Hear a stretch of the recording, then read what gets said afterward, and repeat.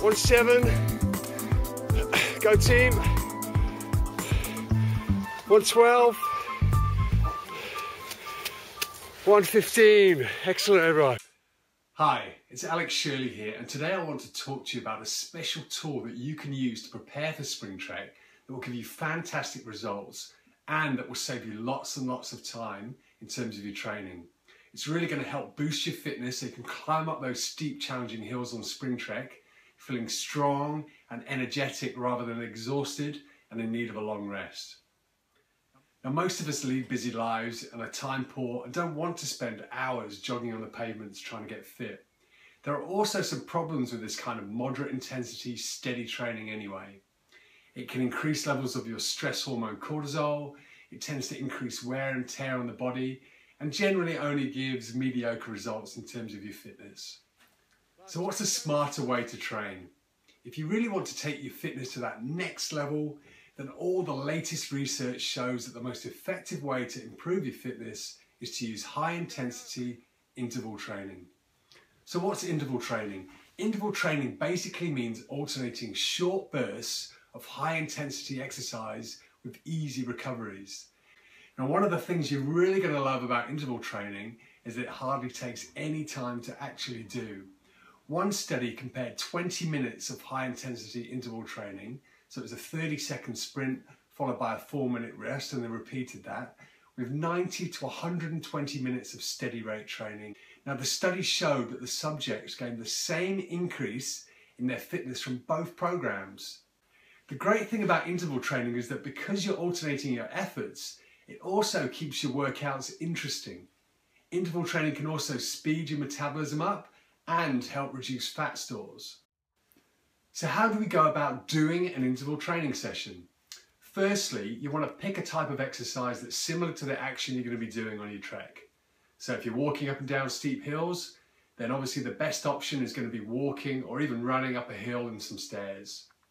If it's not easy for you to train outside, then you can also walk on a treadmill, changing the inclination to simulate hills, or use a step machine or even a bike.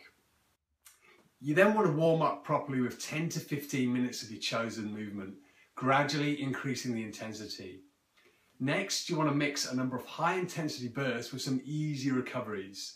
There's no hard and fast rules on the mix, but we recommend that the high intensity burst should be long and strenuous enough that you're out of breath, typically about 1 to 3 minutes of exercise at high intensity.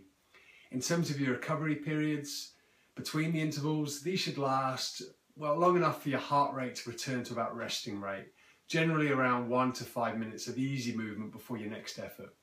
You can do anywhere from 3 to 4 hard efforts to 20 hard efforts, but it's generally better to keep the session shorter and more focused than just to keep on going. Now, how hard do you go? Now, if you have average fitness and under typical stresses of modern living, then you shouldn't go above 80 to 85% of your maximum heart rate. Now, if you don't know how to calculate this, then basically it will feel like a strong effort, and it will leave you struggling to talk, something like 8 to 8.5 on a scale of 1 to 10, where 10 is maximum effort. You should never ever feel dizzy or lightheaded, so listen to your body and err on the side of caution. Now, you should aim to do about 1 to 2 sessions each week in the 3 months before your trek.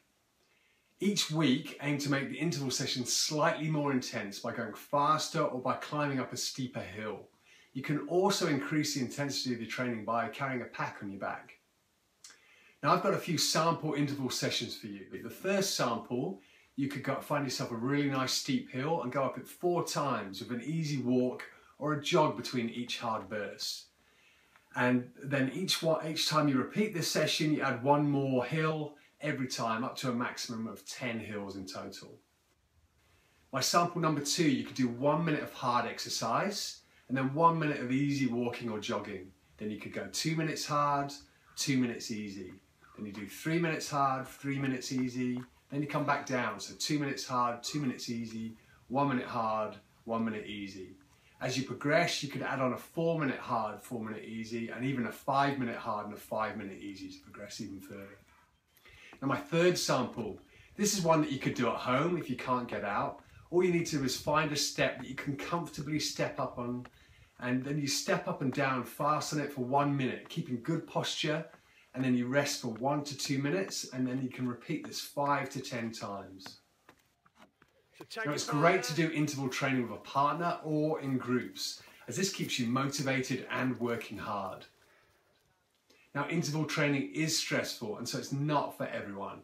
It's essential that you consult with a medical practitioner before starting a new exercise program, especially if you've got a medical condition going on. So train smart for your trek. Add some intervals on hills into your plan. You'll feel fantastic for it, and it will really help you to prepare for your trek. If you live near Sydney and you want to join a trekking specific interval training session, then check out our face-to-face Trek Fitness program, which is run on Sunday mornings, and it takes you to places on the actual Spring Trek course. We also have 45-minute interval training sessions during the week in the eastern suburbs. I've put a link below that will show you more details.